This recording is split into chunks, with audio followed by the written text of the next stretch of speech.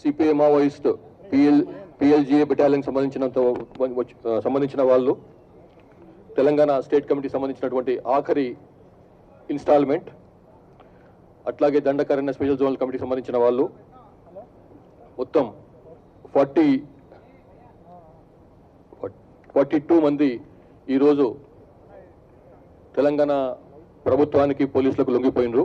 వీళ్ళు 36 తుపాకులను తీసుకొని బయటకు వచ్చిండ్రు along with ammunition.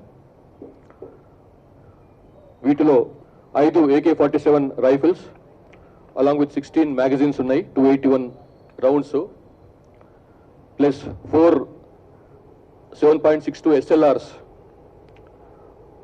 Self loading rifles along with 10 magazines and 127 rounds of ammunition.